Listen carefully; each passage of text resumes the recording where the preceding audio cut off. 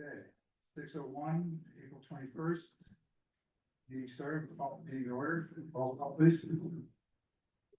Councilmember Tobin. Here. Councilmember Sullivan. Here. Councilmember Pinello. Here. Councilmember Lane. Here. Councilmember Conlon. Here. Councilmember Carpenter. Here. Councilmember Beckwith. Present. Councilmember Michaels is recorded absent. All rise to salute the flag.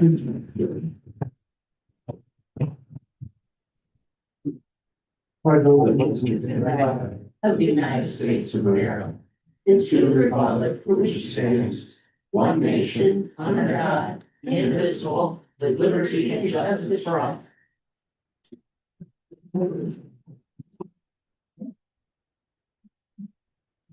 And is there any, have for public comments?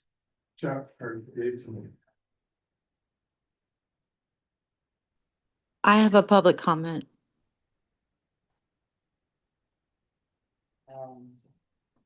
Okay, can you, Hello? can you hear me? Whoever's first, they can go ahead. Identify yourself, you want to go ahead and go, whoever's online? Yes, hi. My name is Natalie Birch. I'm a resident here at Cortland County within the city limits. I just have a few things that I was asking if we can go over. I'm new at taking the bus routes, and it's difficult for me to, I utilize the app that they have, the Central app. However, when I go to a bus stop, it's usually a sign, there's usually no sign there that indicates that there is a bus stop. And when there is a sign, it says no standing at the bus stop. So I would urge maybe the city to consider proposing bus stop signs that say, hey, it's a bus stop. So I don't, sit there looking like a prostitute or something like that. You know what I'm saying? Anyway, but yeah, that would be great, if the city could think about that. And that's all I have to say. And maybe a bench for people who are disabled that know that there's a bus stop, Older people have to wheel their chairs to the bus stop and wait and sit and stuff like that. So if that could be considered and implemented in place, that would be awesome. Thank you. Thank you. Thank you. Thank you. Have a wonderful day. Thank you. Thank you for your input. Did, address that during the mayor's report. Mr. Chu. Thank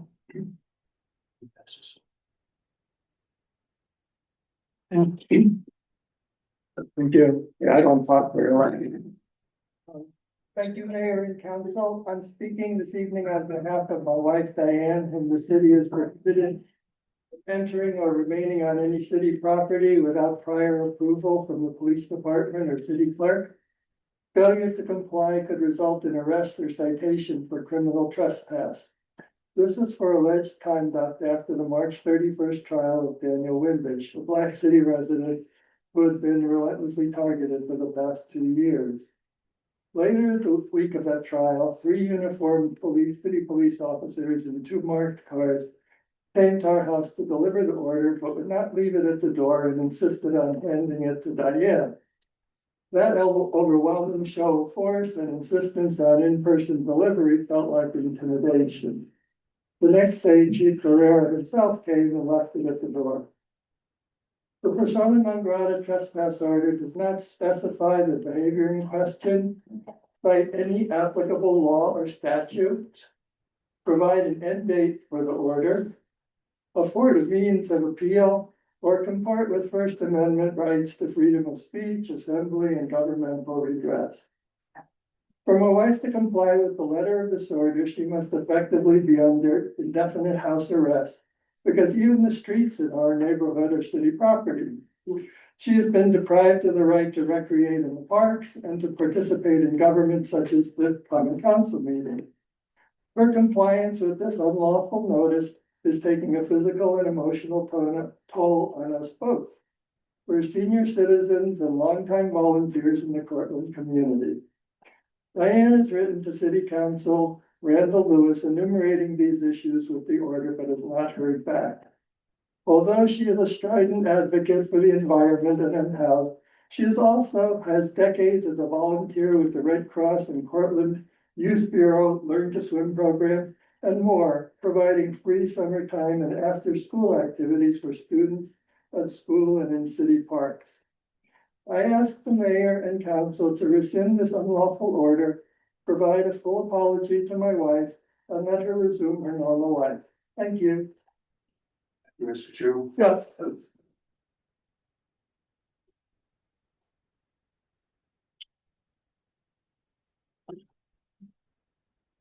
Anybody else have the right to speak? Okay, hearing none, we'll move to the financial report. Mr. Shager.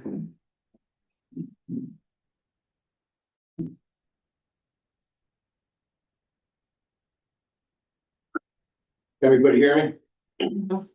So the 2024 audit, we're still continuing to go through that. Every day we have multiple issues that come up that we're trying to reconcile. My goal was to have it done by April 27th, and we'll still, as I sit here, say that we're still gonna strive for that. But the confidence I had a week ago, I don't have that same level of confidence today that it will be done by the end of April. There's many different issues going as far back as 21, 22 time period that we're working on trying to square away. Every day brings another challenge. I'm hopeful that we're on our last phase here to finalize it. There are options that we do have. That at this point, I don't think are the right things for the city, where we can go through what we call a split opinion, where they will take 23 and won't give us, change that real opinion on that, but they'll give us 24, saying that the final numbers are okay. In order for them to give us a 23 good audit, we have to get that in a reasonable area. We continue to do that, but we're still not there. I'm not sure how much time do we have to keep spending to get to that point? Okay, and what's the rewards or risk by not doing that? We're not to the point that I don't wanna get to that and say, let's do that, but I'm getting to the point where that may end up being what we have to do. But it's still, the main difference that we have is many of the different cash transactions and which funds they went to, and are they accounted for properly from a bottom, like a revenue and expense line, they are. From a balance sheet item, what's in revenue, what's in payables, what's in receivable, which funds are they are all in? Those are not squared away. That's what we've been digging into every single day. 25 closeout. I really can't finalize the 25 until I get the 24, but the accountant and I are working on doing what we can with what we have to make sure that we can do that. On the, I'll get to this at the end. Other financials, the bonds and notes, we will close on that on May 15th. The actual bidding on our bonds will go out on April 30th. We'll know what that interest rate is on April 30th. They try to explain a little bit to you. Since I don't have the 24 audit done, I can't do the WFIA loan until that's completed. So we're gonna break out two different, what I'm gonna call bands. Those are short-term borrowings. One that'll be for a year and one that will be callable within 20 days. So that once we get the WFIA loan closed, we can turn around and close out the other, pay off the other one within 20 days. So they'll have 20 days notice. Hopefully that happens fairly quickly. Okay, and what I mean by that, by the end of May, we're out of that other band. There's 16,178,120. But just so that you're totally aware of how that works. Sewer exclusion, that we needed for the WFIA loan and for bonding going forward, that's all been finalized. Included in the package is a health insurance package. The HRA report that we have.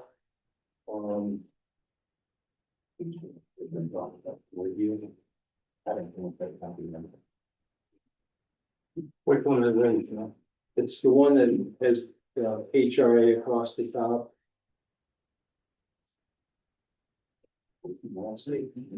Yeah.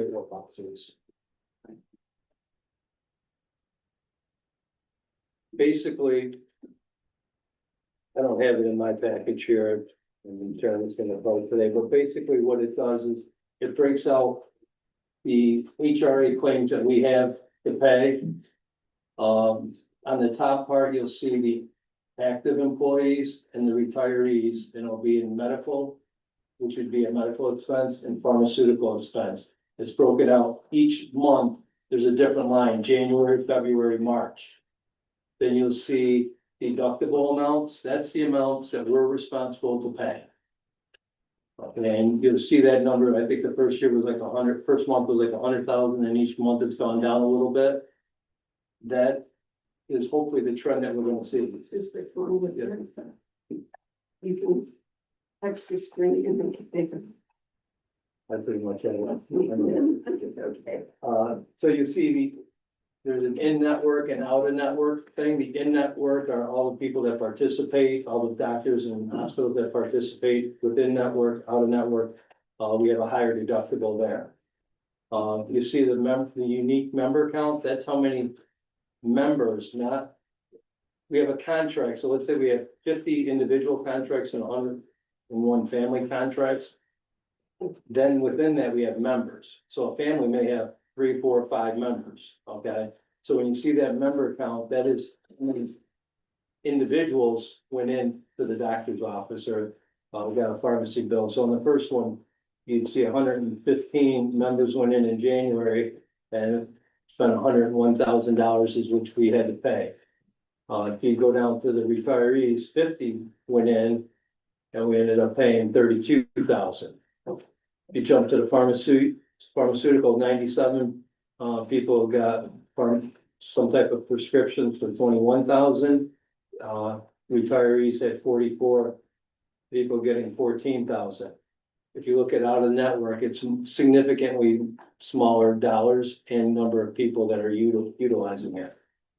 For the year, we budgeted in the HRA account, $1,149,765 to be expensed through there. That's the number at the very bottom of that report.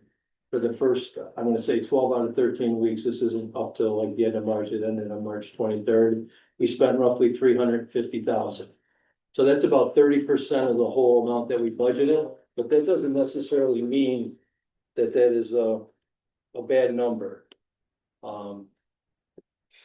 I expect as the year goes on, July and August, the amount that's coming through as HRA deductibles are gonna become less. Honestly, my other employment, December always was a bad month. Everybody wanted to use that up, okay? So I won't say December will be the smallest, but in the summer months, I think that'll shrink down a little bit. I try to put as much data on this report for you to understand, and when I received it, I had to go to them and get some things clarified. So if you have any questions, feel free to give me a call or email me, and I'll respond back to you as quickly as I can.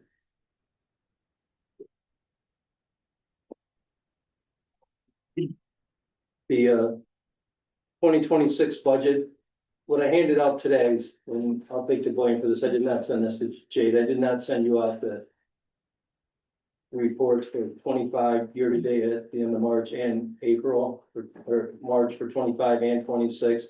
I handed them out to you today. Our system does not allow me to give you a report right now that says 25 and 26 right next to each other by account numbers.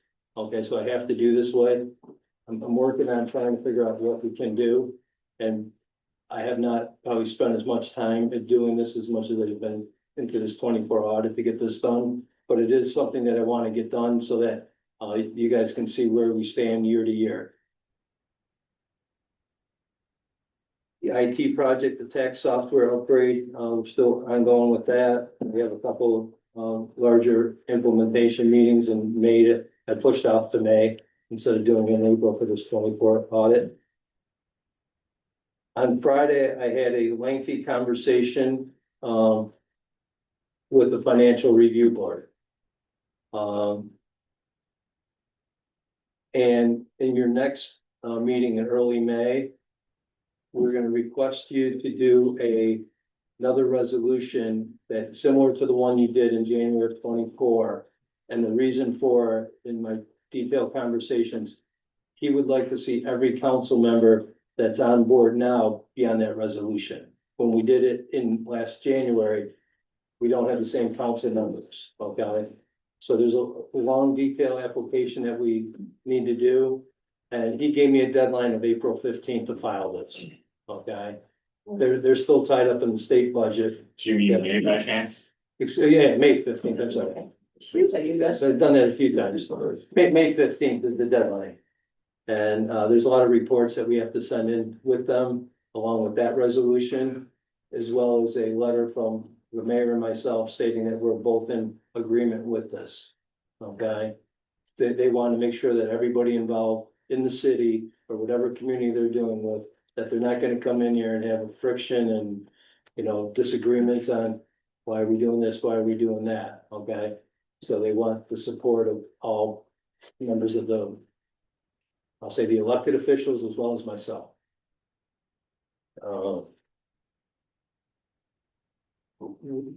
As a time frame for this, they are hopeful that they're gonna have a meeting in June on this and who they're gonna take on. They haven't had anybody since, I think, 2019.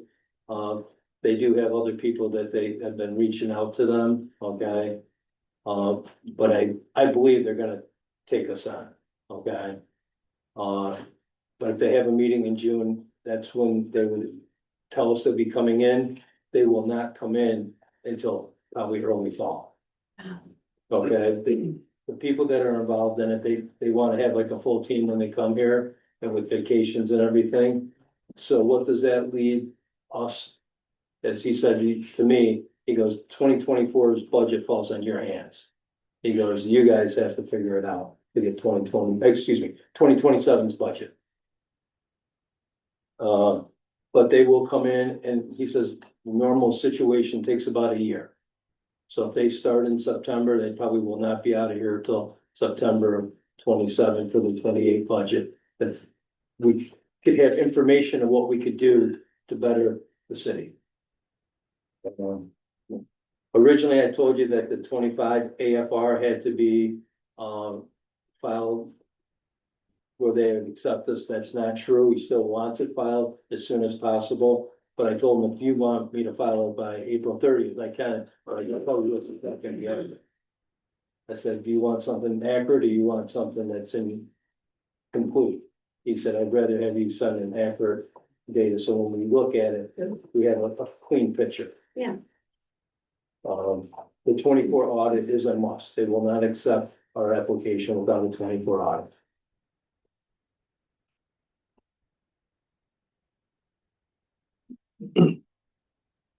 I believe that's all I have here. Mary, did I skip something that we talked about? I think, there are questions? Question under the 2026 budget. In your notes, it says some accounts currently reflect inaccuracies or appear overdrawn. You're talking about bank accounts for this city? No, I'm talking about on the actual budget versus actual reports. The way the system works, until we close out 25. So if we have money committed from 25, let's just say that we were gonna buy a car in 25 and we're using 25 budgeted funds to do that. If that car came in January, February, we hit the expense in that period, let's say February for this purpose, okay? That might be, look like it's overdrawn right now, but when we close the year for 25, that amount will roll over back into the 26 budget and it'll clean it up. Okay, so when you see some of the things, it will look somewhat awkward, but at this point, I'm not saying that there's not some that are maybe not 100% overdrawn at this point, but all the ones the bigger ones I looked at have that situation.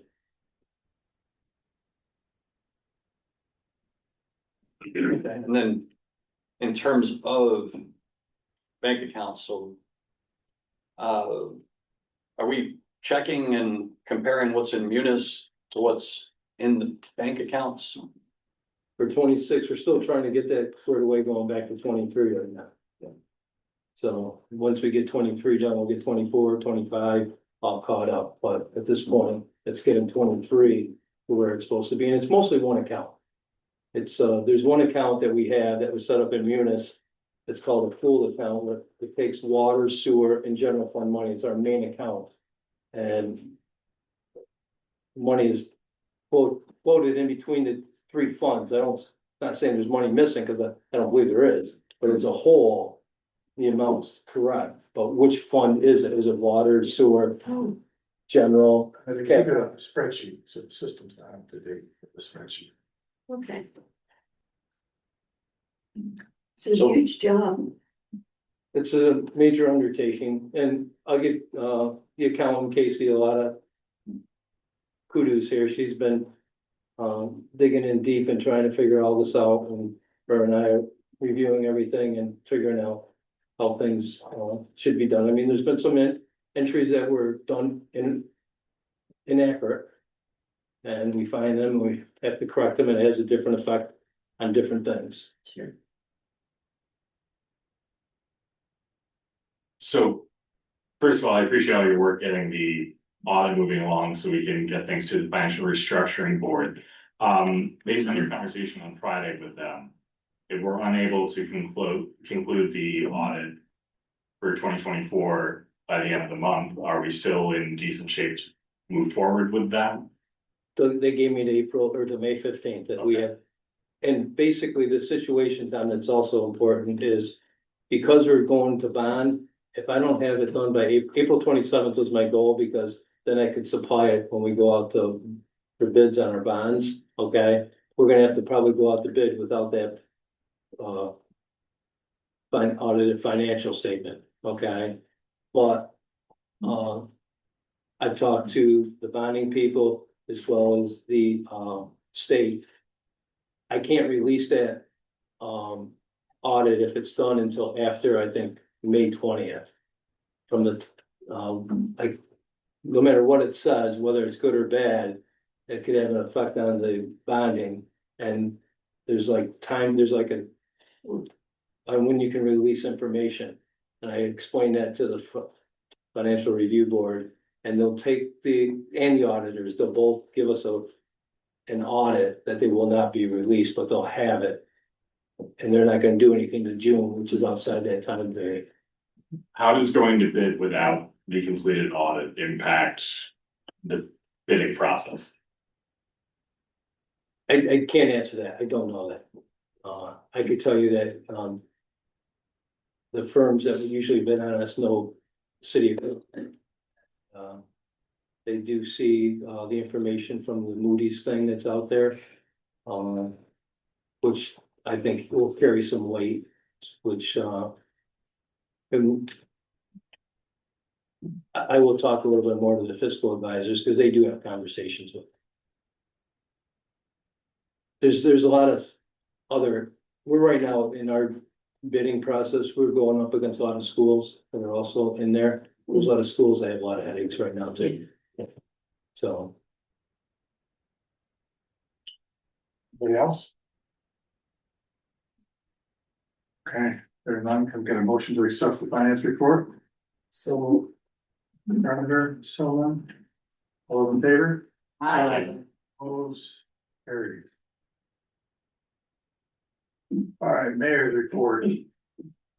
Try to get through this quickly. So on the 8th, we attended the police academy graduation for 6 police officers from the city. We had 2 county sheriff deputies and 3 university police officers all graduate from that same class. There's quite a big class. I'd like to make note that we might not have won an educational award, which the Cornell Police Department did, which is apropos, I guess. But we won the physical fitness award. Alina Trackey, Officer Trackey, won the physical fitness award, and, Patrick Snavely, Officer Snavely won the Top Gun award. So those are big honors, it's a big class. It was great to see, and so we got some great candidates coming in, so exciting to see all of them. I think all but one hit the road right now, they're by themselves, right? So they had done all their others, so it's good to have that full force. Then, also in the police department, had the brew, copy of the cop event on the 9th. And then I attended, live fire training down in Montour Falls. Actually, Randall went down with me, to see that for his first time, and, firefighter, Hannah Roman and firefighter Jake Lantry participated in those as well. Again, Hannah Roman, all the instructors were coming up to me about how much of a spitball, and she's on fire, no pun intended. She's doing great. So it's great to see that. On the downside, we've had some issues at code office, with since, last Thursday and Friday. And again, had one today at 4 o'clock, they went out on. We had 3 properties with concerns. One was a single family, one was a 2-family, one was a 3-family, just to give you an idea. Some of the single families and 2 families were not ones we had inspected. But one of those 2 families was found during inspections. There was 13, there were squatters that were in those properties, that were abandoned properties that didn't have power or otherwise. And I think you came by on one when we were just getting ready to get it cleaned up. There's 13 individuals. 10 were relocated with DSS. They've been a great help in the last minute, end of day stuff, so they're probably really angry with us, but they've been a great help. And 3 refused, but we found people living in the dirt floor basement to up in the attics with extension cords and, stolen electric bikes from Syracuse to open propane cylinders. Just a real danger to everybody else living, the other units living inside there. So I commend Roy, and he's been running his tail off trying to keep up with this stuff. Amongst getting the other inspections done, but the code office and the code team has been doing a great job and working together to get these things safe, so somebody doesn't get hurt. We certainly don't want to put 13 people out, but we don't want 13 people dying either. We know we've had a lot of tragic fires recently in our area, and we certainly want to try to keep that safe as well. So I attended a Homer Town Hall. The town and the village did a big joint effort together, put the police department there, and the great effort, looks good. That was nice to be able to be a part of that. The big event was Sunday, so there was 160 jobs that the students had been working on during a big event, so we were able to get over there and kick that off and get them out to do that. And then after that, I went down, was able to catch the bus. The Central bus went down, it's $1, so it's gonna come back next year. There's 120 people that used it for Saturday. Saturday was a nicer day. I did get those numbers. And there were 120 people that used it and went down and back, and Central was saying how great or how appreciative they were. And I wanted to say how great Central was. They were very polite, professional. The bus was super clean. It was one of the big long buses. It cost $1 each way, so it was $2 back and forth. And the Maple Festival is always entertaining and always fun. And even on a cold, rainy, it was snowy day, I guess.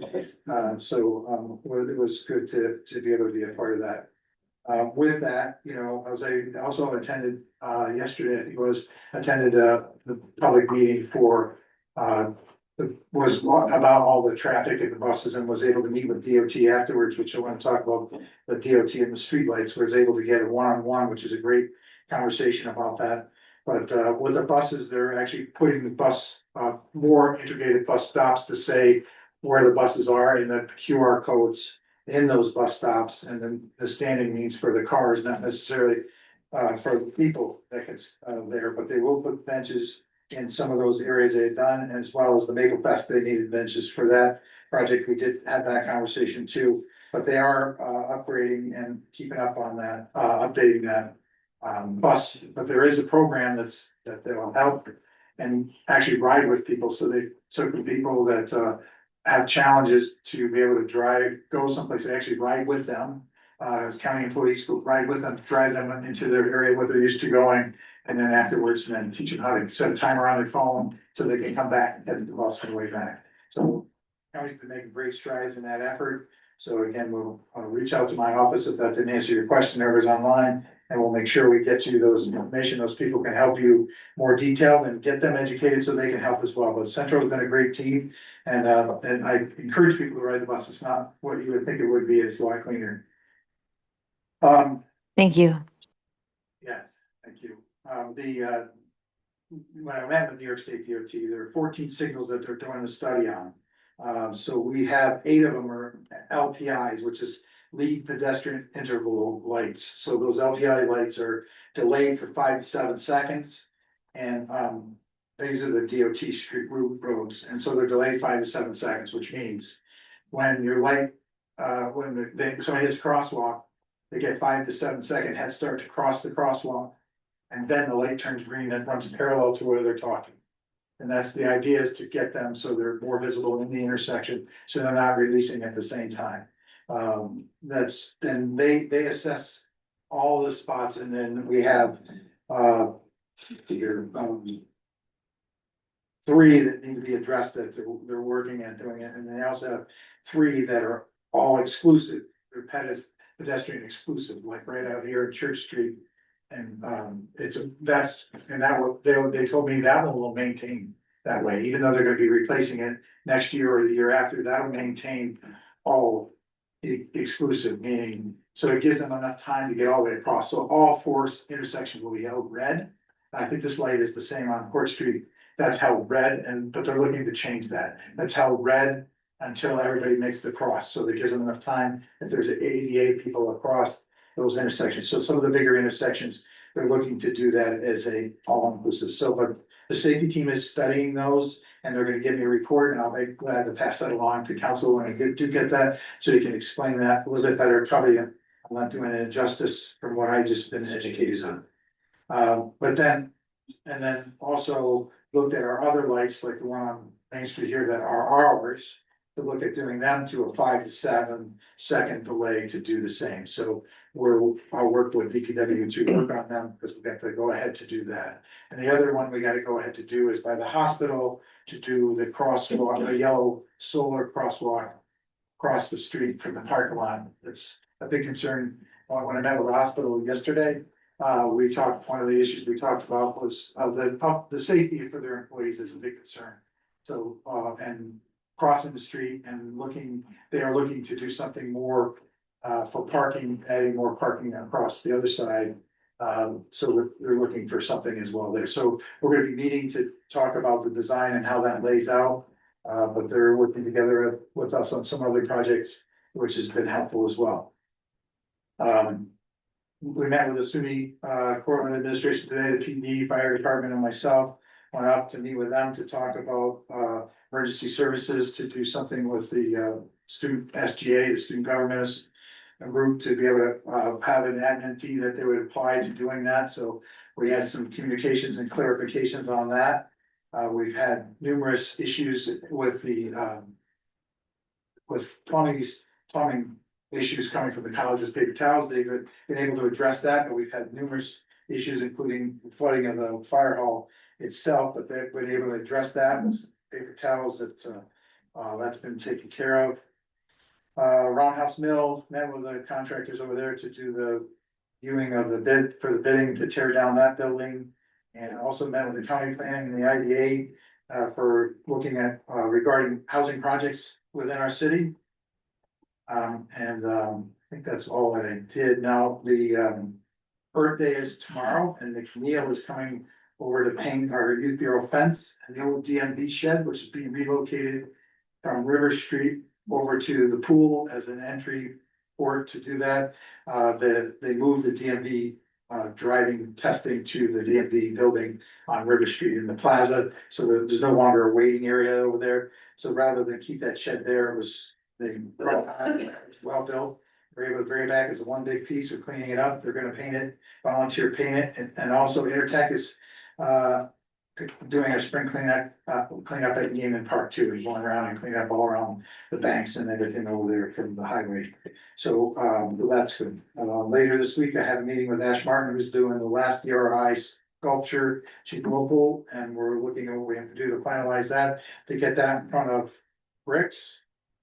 And then we have a code fee schedule and parking schedule meetings coming up tomorrow, I think, Thursday, Thursday as well. 1890 House is doing a museum marker dedication ceremony at 1 o'clock on Saturday. Anybody's welcome to do that. We're honoring Amy Bucks, who was our fire commissioner at the Citizens Award dinner with the Boy Scouts at the Halfway House on Saturday as well. We're meeting with the county next week about property tax collection. So it looks like the county is looking to do a property tax collection.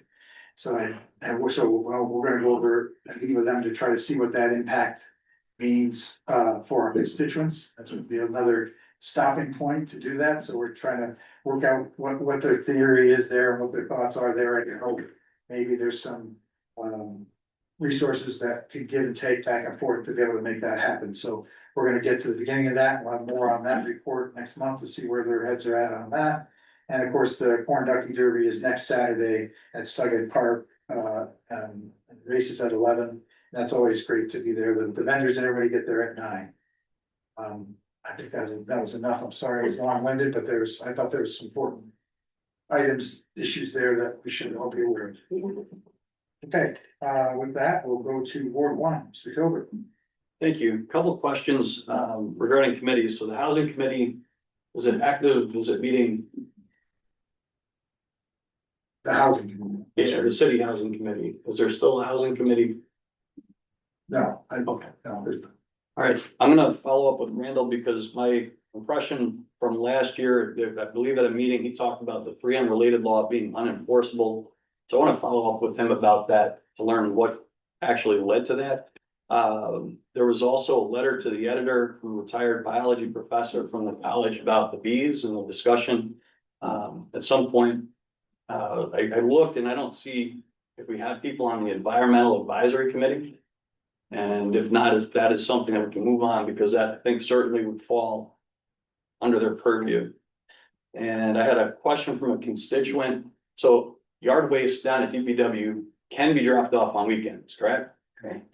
All right, because the signage down there said no dropping off on weekends, so I'll follow up with Mike and ask him about that. It says, yeah, on weekends, and it also says till 3 o'clock weekdays. okay, But people have been dropping off. Too. yeah, that, I think that's at the lower gate, but that needs to be taken down. Yeah, that's not really, Yeah.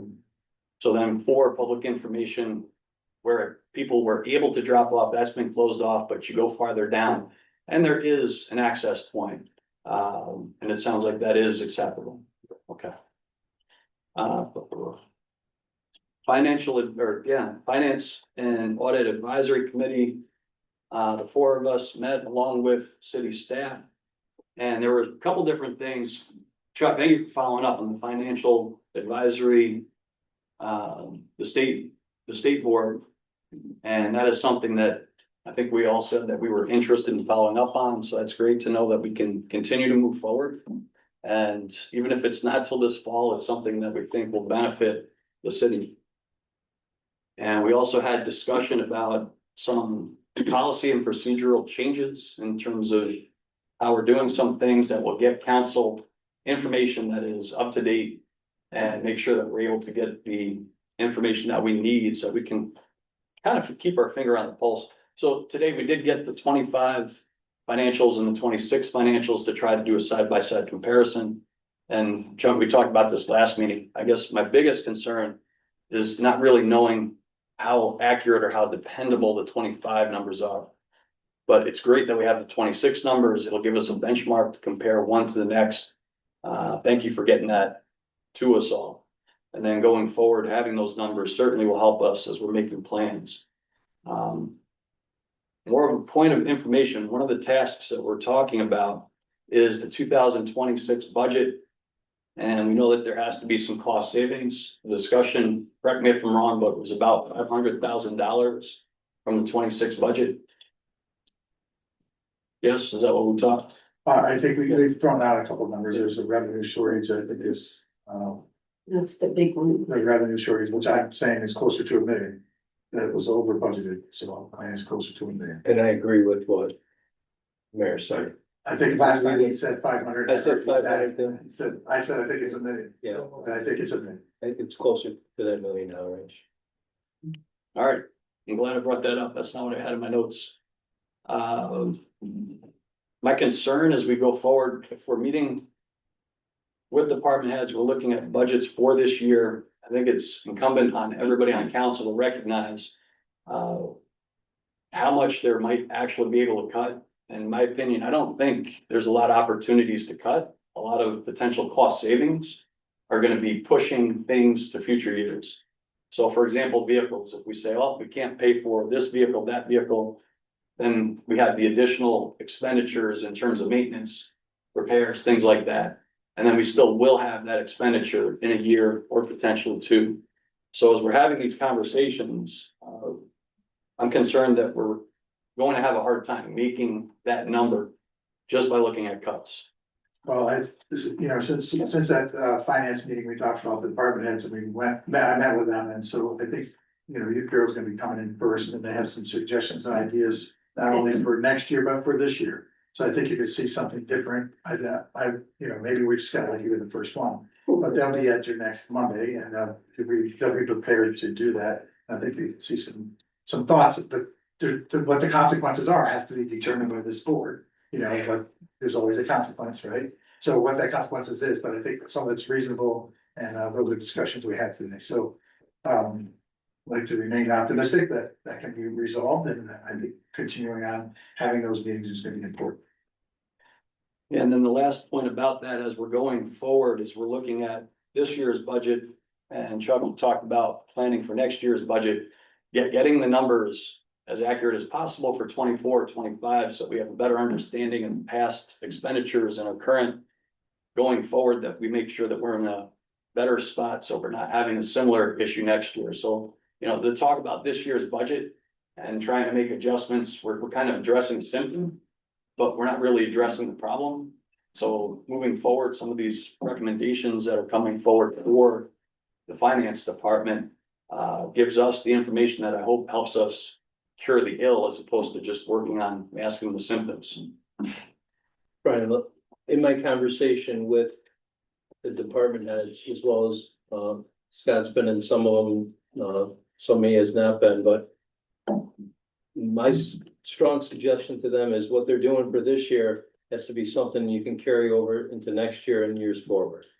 Okay, we can't just take a Band-Aid on it for right now, because it's a bigger problem than just a Band-Aid.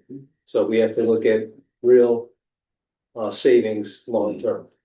And I think that's what Scott was talking about. That is what the conversation that I think you're gonna hear next Monday. May not be perfect, and there's, as Scott said, when you do something, there's a savings here and there's a consequence here. We have to make those hard decisions. And hopefully with everybody's education, everybody's input, there'll be better ideas that are come 4 years from there, so that's the fun. All set. Okay, That's it for me. all right, or two, so. Okay. I met with the finance committee and now you've heard a lot about that. With the little blip we had of nice weather, things got kind of crazy in the ward. Police and fire were on it, police and codes, I should say, were on it. And I really appreciate that. People may not always feel that they're getting the result that they want from calling the police, but every call is tracked. And in some cases, that leads to a paper trail that can have real consequences for the people or the households causing problems. So it's important to call, and we can't do anything if we don't know something's going on. So I encourage you to call me, Second Ward Alderman at 607-756-7864, or call the police and or codes and let them know what your issue is. So I heard from some constituents about a house that they were worried was going to be flipped. It had been a single family house historically, and we were worried that it was going to be students. There was a rumor going around that students were moving in, and it brought up all these concerns about how we protect the integrity of neighborhoods, particularly R1 neighborhoods.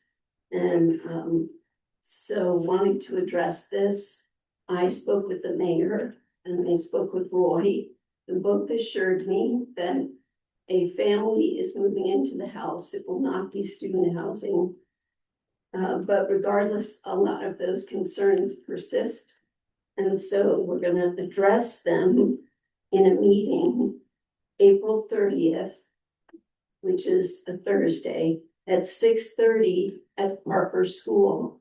And it would be really helpful if you intend to come and you have specific concerns, if you would email me at ward2@cortland.gov, and we'll try and get the answers for you up front.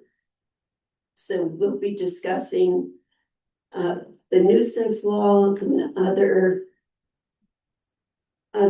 parts of the law, both state law and city laws that protect neighborhoods. I met with the mayor and I learned that I've been a council person for a long time, and we had so many X's, red X's on buildings throughout the city. And I asked him what happened to all those houses. Well, they managed to get 109 houses rehabilitated, and none of those buildings turned into student housing, which I think is pretty remarkable, pretty wonderful. I also called DPW about repainting the turn indicator markings on the intersection by the hospital. I drive that way every day, and there are people who aren't aware that the far right lane as you travel north is a turn only. Take a right turn onto West Main. So that's a concern, and Mike said he's shopping for paint. And he plans to get right on it as soon as the weather clears up again. So I appreciate that. And I had a call from a constituent on Arthur Ave who said that for years they were allowed to park on the north side of their street. And now suddenly they're not allowed to park on either side of their street, and that there are signs to that effect. And they really want to be able to park on the north side of the street again. So the mayor's looking into that for me. And lastly, I just want to say, please vote for the Portland school budget. That vote, I believe, is May 19th from 12 o'clock to 9 o'clock. And those of us who have children who have graduated from Cortland School District, our kids benefited from all these programs that make it cut. Music, sports, art, drama. It's kind of overwhelming what's on the chopping block. And I know that it's a tough year, but I really hope that we support them financially and keep our kids' futures right up there, because those are some kids, that's why they go to school. You know, they could care less about the academics. They go for the social, and they go for the arts or the sports, and they should have them. So that's it for me. All right, thank you. I just want to clarify one thing. It's Ward2@CortlandNY.gov. Oh, thank you. Um, So Ward2@CortlandNY.gov. Thank You you. missed the NY, they Yeah. just said Cortland, so just want to make sure you got that.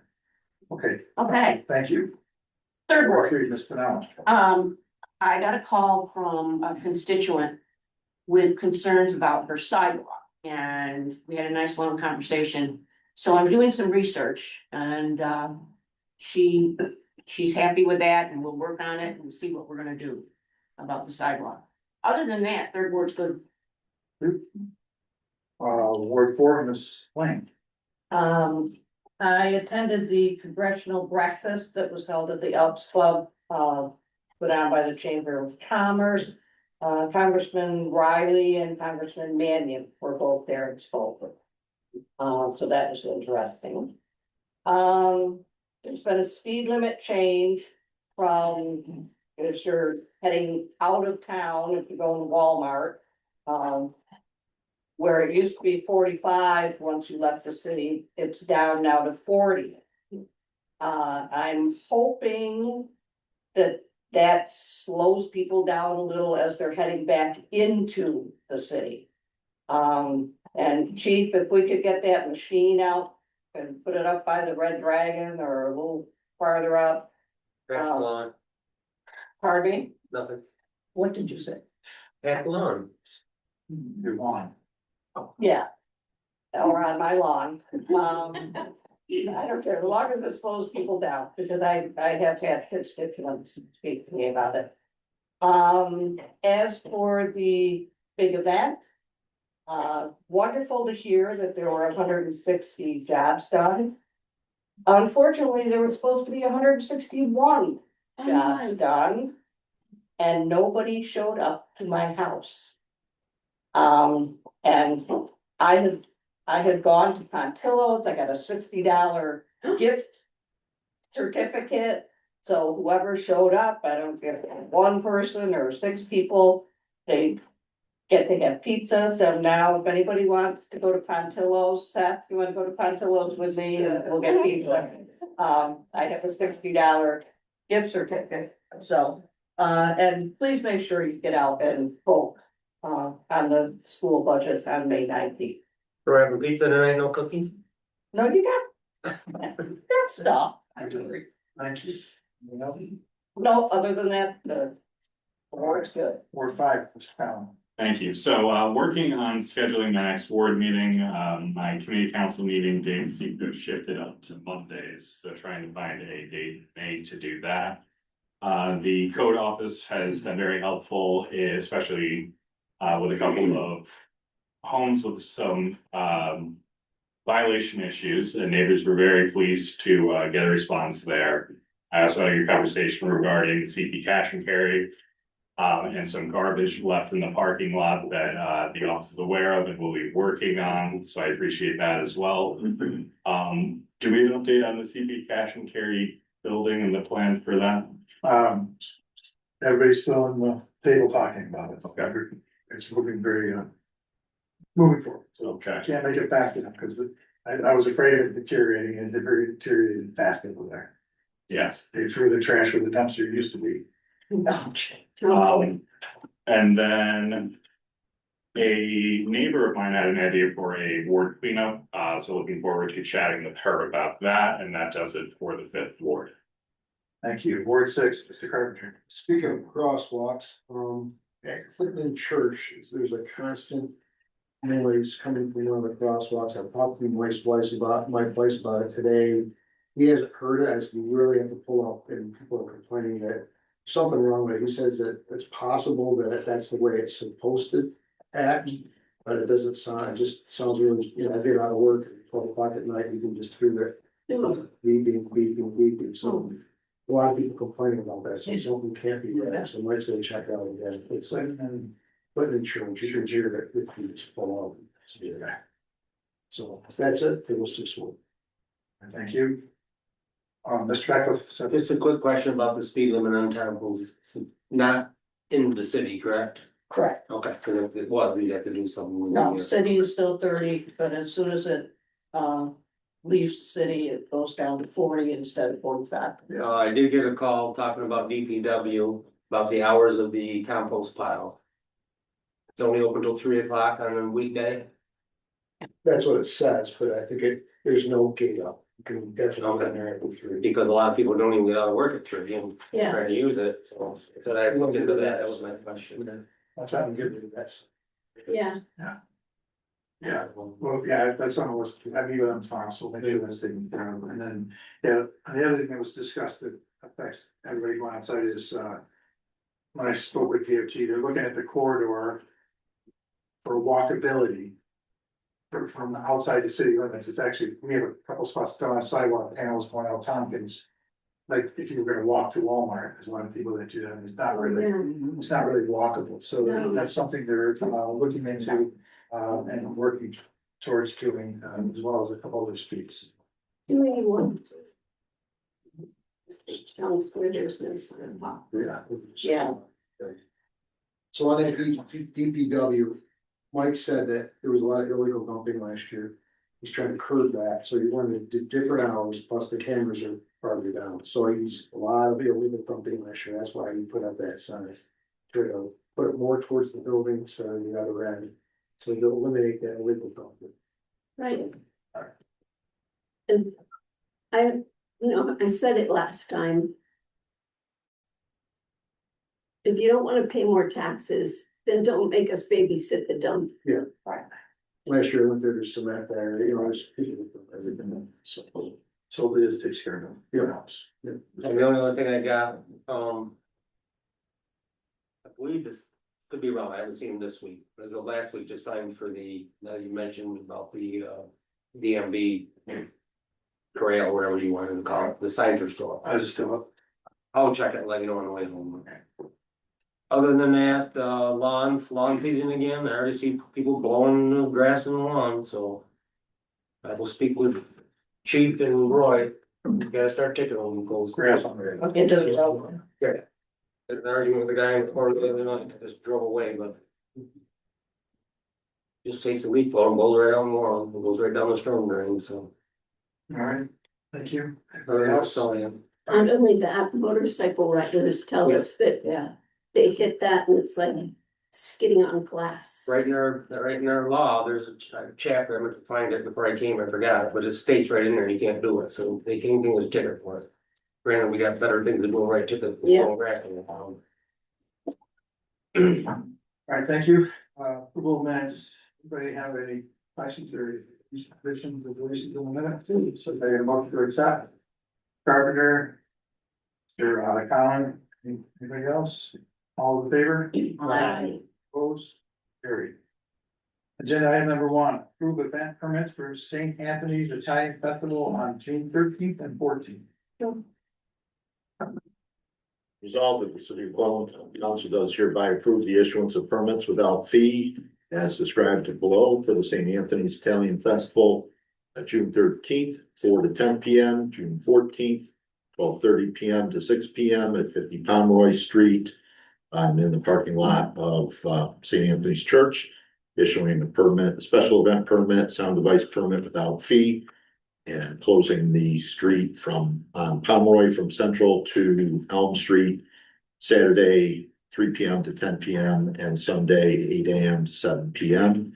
Be it further resolved, the city clerk shall issue said permits conditioned on fulfillment of applicable state and local code requirements, and the procession on public streets and sidewalks is subject to approval by the chief of police. They get a motion. Mr. Beckles, we're gonna get to him, Mr. Collins. I'm sure Mr. Beckles always working it and big part of making that happen down there. It's a great event.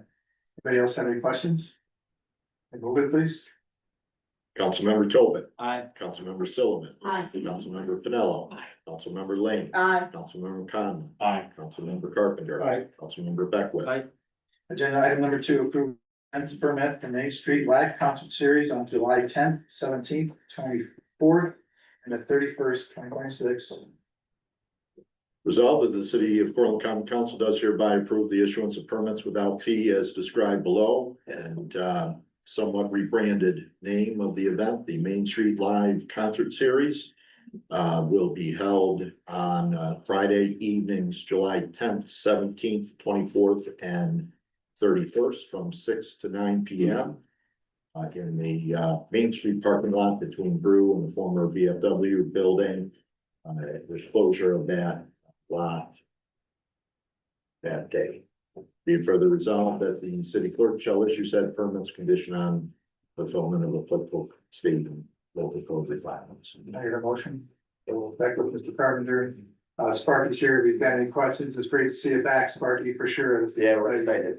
Excited to have Just you one back. thing real quick, one of the performers will be announced, or have they already? So we can put it on the website. I don't know, do you have it, yeah, do you have everybody announced yet? Do you have everybody signed as far as books? We're in the process of finishing up the lineup. Okay. It's pretty much done, but of course, we wanted to wait until we had, Yeah. approval. But as soon as you get it, we put it on the website, market it too, never. Yep, that's all in the works, and like you said, we're just rebranding it, cause it's kind of a fresh beginning and. You know, new board.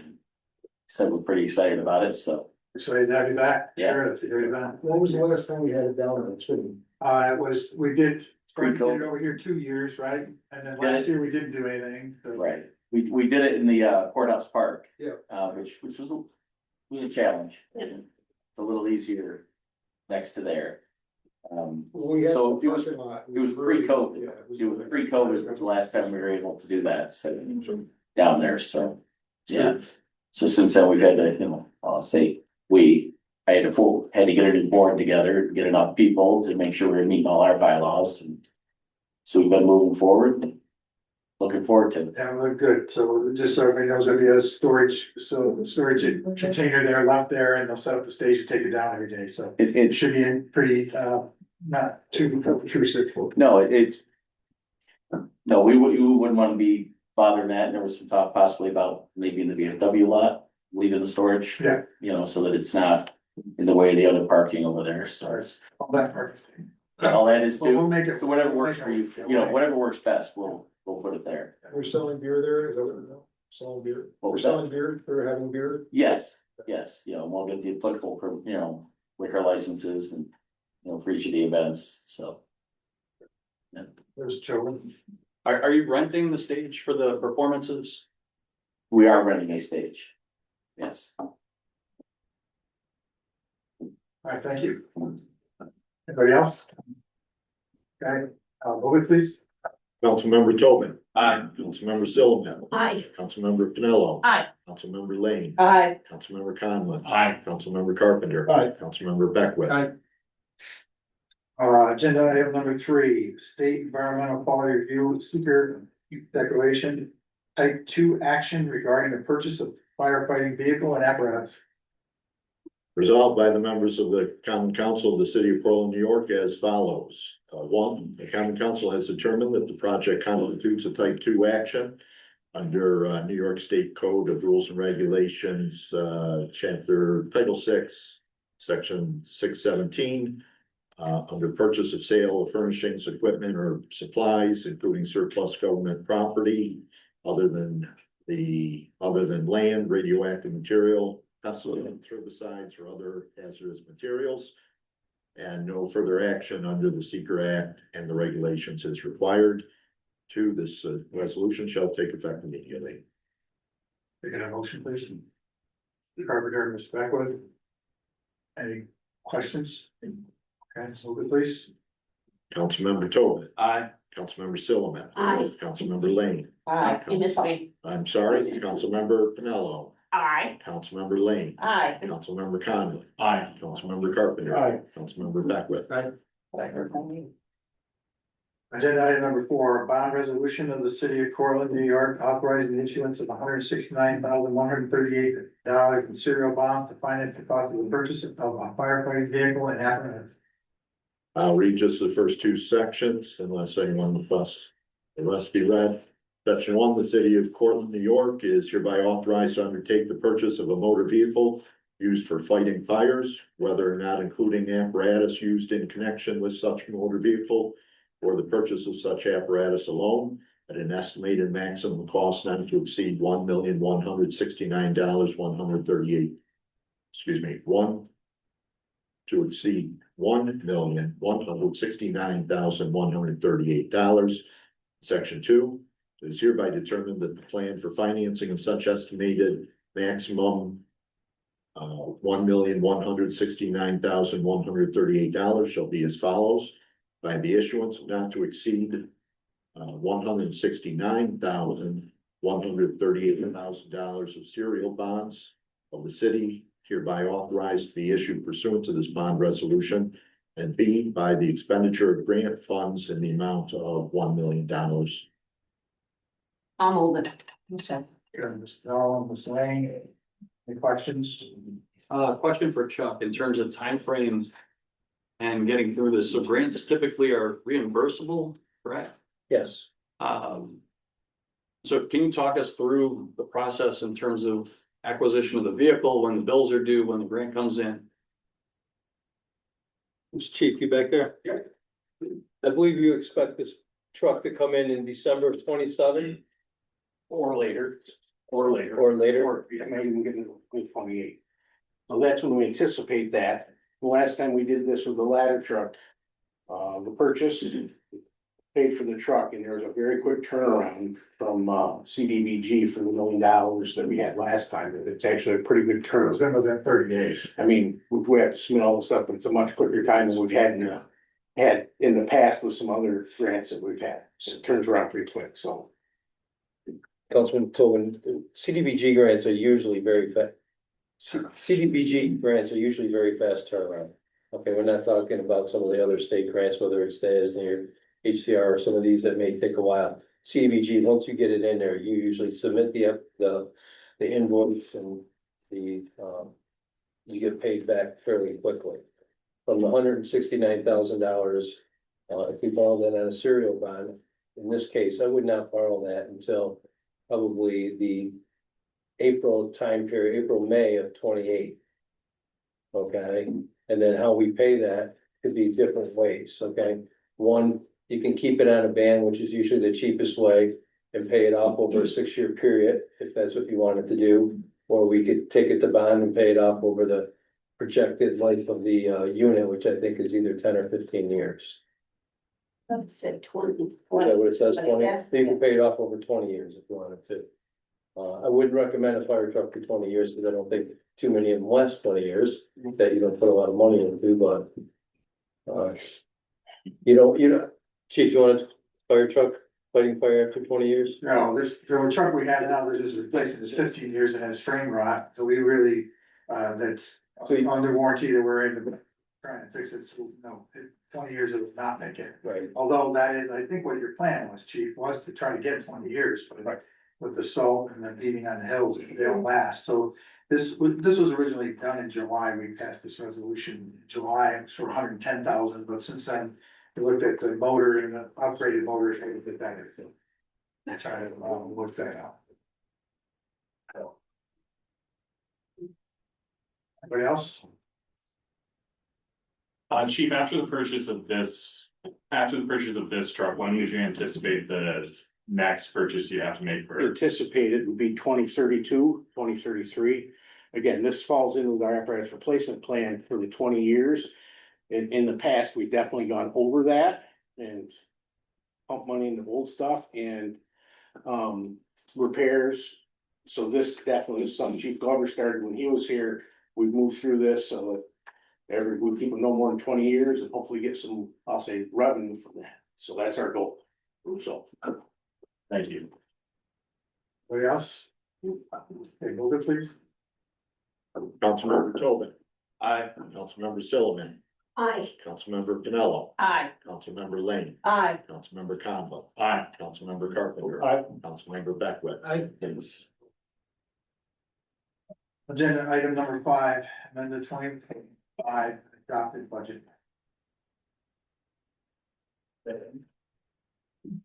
Resolved that the City of Cortland County Council does hereby amend the 2025 city budget as outlined in the attached table. I just want to make sure everybody notes, was this one amended too, or just the next thing? Yeah. They're both were amended, yes. So just to make sure everybody got the amended copy, there should be a tan colors that we put on the table. Just, no, I think those are numbers that Mr. Shaker had changed later, so. There was a mistake, a zero added at the end, okay? And that's a positive thing for us. Just get rid of a couple more. Just make sure that's noted there, and if we get a motion to move this, that'd be great, so. Okay, Ms. Sullivan. Mr. Carpenter. Sorry. Yeah, there will be. So I actually, there's a lot of numbers here, and I know that some, I'm thinking some of these are revenue, some are expenditures. How relevant is it for the numbers to balance out going through the line? The numbers will balance out in the end, okay? Where you see an increase, that usually means that if it's an expense line where it starts with a 5, okay, that means that we budgeted less than we spent, okay? if you see the decrease, that's where we actually spent less than that was budgeted, so I can decrease that line. Okay, if it happens to be a revenue line, and I try not to use, when I was finally ended up doing this, I threw a few revenue lines in, because I was just have to keep adding more and more expense lines, and this would even be bigger. So I took a couple of the big revenue lines that we received more than what we budgeted for. So in this case, if you look down at 43,089, about 6 lines down, state line, state aid other. When they did the 25 budget, they didn't budget for the extra money the state was sending us. Which we got 234,371, which was the original amount I had here. I'm only using 26,791 of that. The real big item is pretty much on the back page.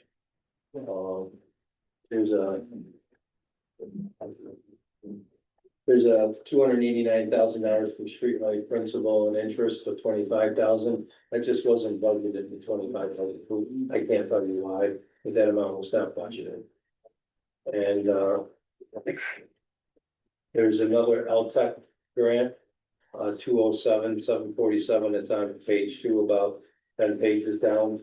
That was a grant that we got in 24, spent $207,000 in 25, and the money never rolled over because it wasn't encumbered or whatever. We did get the grant revenue before that project.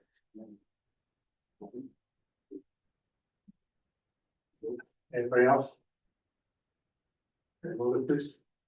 Councilmember Tobin. Aye. Councilmember Sillamäki. Aye. Councilmember Pinello. Aye. Councilmember Lane. Aye. Councilmember Conlon. Aye. Councilmember Carpenter. Aye. Councilmember Beckwith. Right. Agenda item number 6, amended 2026 adopted. Now, we'll note, a couple of corrections here in the final whereas. It should read 2026 general fund budget as it does here. And, description lines were transposed in the original agenda and are corrected as highlighted there. Resolved that the city of Portland County Council does hereby amend the 2026 general fund budget. It's outlined in the accompanying table, decreasing by $1,000 the council public information line, or increasing that line, decreasing by the same amount the council professional fees line, and increasing by $2,000 the print ads line, decreasing by the same amount city clerk professional services line. Can I get a motion? Any questions? The purposes for these two transfers? Real quick, the first one was, we pay $6,000 a year for the website. I believe it's like maintenance on the website and keep it up and going. For whatever reason, only 5,000 was budgeted last year and this year. And I knew we were gonna need $1,000, so I moved that right this year to get it over with. The other one was what I'm gonna call legal ads and things that we have to put in the papers. There's no budget put into that for the budget for last year.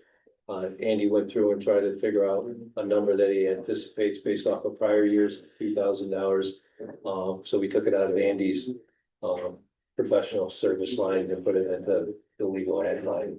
It's called a print ad, but that's where we pay the bills on it. Thank you. Everybody else? Nothing got to do. Yeah, move it, please. Councilmember Tobin. Aye. Councilmember Sillamäki. Aye. Councilmember Pinello. Aye. Councilmember Lane. Aye. Councilmember Conlon. Aye. Councilmember Carpenter. Aye. Councilmember Beckwith. Aye. Agenda item number 7, authorize support of the New York State legislation, local government notice modernization and transportation act. A10387/S.95558. Resolved that the city of Portland County Council hereby expresses its strong support for the passage and enactment of Assembly Bill A10387 and Senate Bill 9558 to allow local governments the flexibility to utilize modern technology for public notifications. Be it further resolved that the city of Portland County Council urges the New York State Legislature to pass this common sense measure to enhance transparency and fiscal responsibility and local governance. Be it further resolved that a copy of this resolution transmitted to Governor Kathy Hochul, the leadership of the New York State Senate and Assembly, and local representatives, Assembly Member Anna Kellis and Senator Leo Bass. I'll move it. Mr. Carpenter, so both these two, came from NISAC, there's just a big push to be able to try to push these, items, as you can see the importance between both of these, code accountability and accountability efforts to make it happen, so it's really. Any questions? Could I get a little bit of clarification in terms of what this accomplishes and why we're moving on it currently? These bills are across the Senate and the Assembly floor right now in front of them, so the urgency is that all the municipalities have been, cohesively trying to go at the same thing to benefit everybody, and we sit down at NICOM and talk about issues that are impacting all of us as a general, as a whole. And then the governance committee that's part of at NICOM all sits down, and then NICOM's attorneys sit down and write down the legal action that, or these resolutions and try to get these whereases to be more specific to why it's important to them. Typically, the counties do the same. So it's, so some of this, like for the code one, is for 30-day notifications, so, and the LLCs aren't really incorporated in there, just persons, so the LLC, so there's some flaws in the law that need to be cleared up, that are loopholes that people are using for those loopholes. If we have a building like we do on, Pomeroy, where that one's coming down next week, for example, that one's leaning towards the road and becoming in danger. We don't wanna wait till that falls into the road to do that, we have to wait 30 days, so here we have to wait till our next meeting, and then 30 days after that. So this expedites those, so that's the purpose. So because the bills are in the floor, this is supporting those bills. Okay, so this is the A10387 sponsored by Assemblymember Shimsky, and the companion bill is the Senate Bill 09558 by Senator May, is that correct? There's a similar piece of legislation sponsored by Assemblymember Kellis, who represents our district, and State Senator Webb, who represents this area as well. I'm curious why we're going with this bill and not the other. When I met with Kellis, they didn't feel comfortable that theirs was gonna go through, they weren't gonna get the votes to be able to do that, so. Okay. That was what was our conversation one-on-one too about that, and as a general, as NICOM, it makes more sense to get the one that you know is gonna go through. Okay, so I did speak with Bryce Jacobson, who's the president of NY Press, advocacy group that represents papers in the state. Based on my conversation with him, Shimsky is interested in holding off on passing the legislation this session. I'd also like to point out that the fee charged by papers has not changed since 1990. I also hear from a lot of constituents about how difficult it is to access information on our website. The video recording of the last council meeting is still not up on YouTube as far as I'm aware. So between It is online. Okay, when was that posted? It was up today. Okay, I checked this morning, so I appreciate that.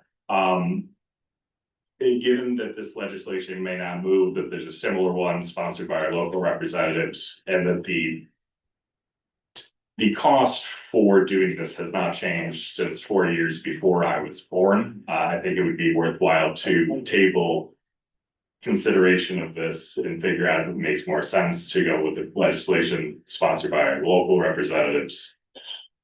If this makes sense in general, and if it meets the needs of our constituents in terms of getting the information in a timely manner.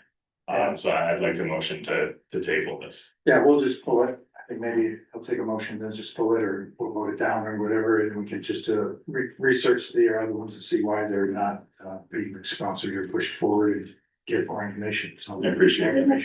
Couldn't we still do the paper copies in addition with the electronic? I mean, it seems best to reach people in as many ways as possible. I agree, 100%. And again, we try not to get too much involved with the state things that other than trying to encourage them to do things that benefit our community or have things look at things that would help those people. But if things are different, if things have changed, I mean, that was a couple months ago that we had talked about that way. So maybe things are different, change. So I have no problem looking at that. To do that, I mean, like I said, I don't think this between our next 2 weeks meeting is not gonna make the end of the world difference anyway, so, and I don't know, so if you want. Is it just on this one, or is it the building one as well? As I wish was the second one you were. Yeah, this, the resolution for the Building. uniform bill. My concern is specific to agenda item number 7. So, so, table it. okay, you wanna table it, or we just pull it, we'll just pull it, we'll be introducing, so I'll have a motion to pull the agenda item number 7. Motion on that. Okay, Scanlon, Sullivan, all those in favor for pulling this resolution number 7, we'll reintroduce that one, or we another one if necessary. Okay. All those in favor? Aye. Opposed? We're doing that diligent work. Thank you. And then item number 8, authorize support of New York State legislation, New York Environment Prevention and Building Code Accountability Act. A 10806/F9660.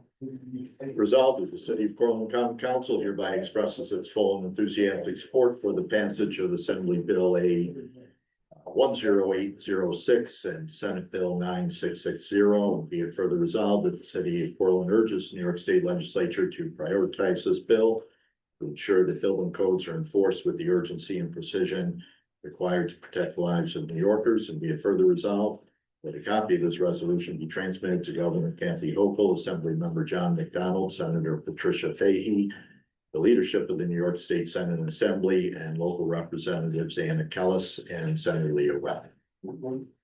Ms. Lane.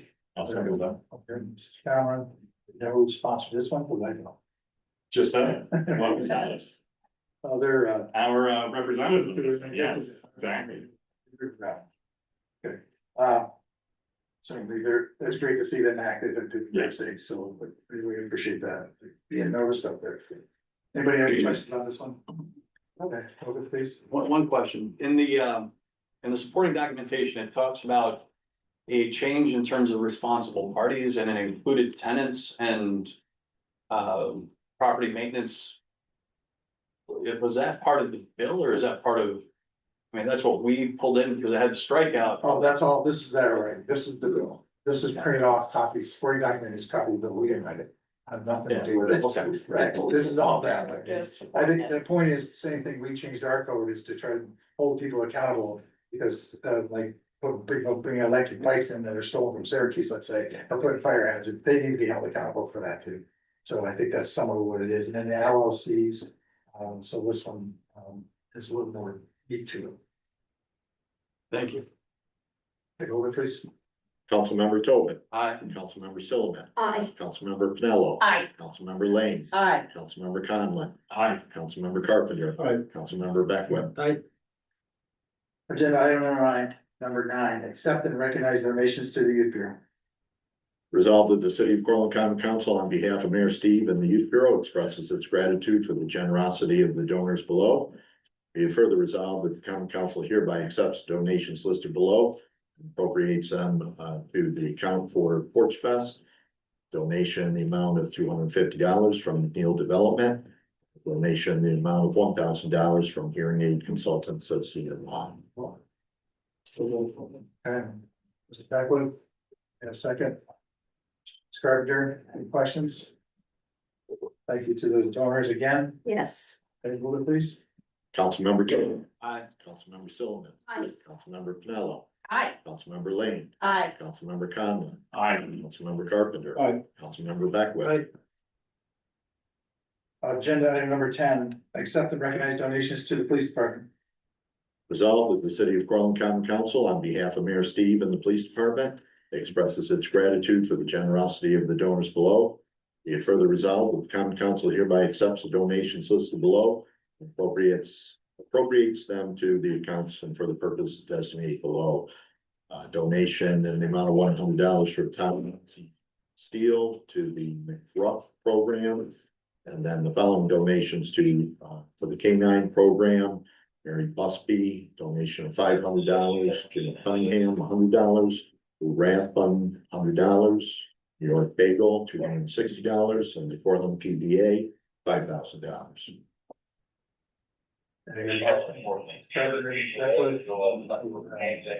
When we were meeting with the college today, they said the biggest donations they get is also for their canines. So you get, that's why. We like it. The donations up there, they went down. Anybody else have anything else? Okay, so good things with the Councilmember Tobin, Aye. Councilmember Sullivan, Aye. Councilmember Pinello, Aye. Councilmember Lane, Aye. Councilmember Conlon, Aye. Councilmember Carpenter, Aye. Councilmember Beckwith. Aye. Okay, I have nothing else. Anybody else have anything else? Okay.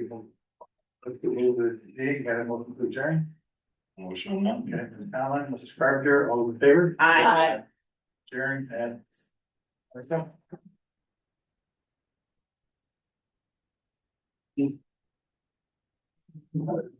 So.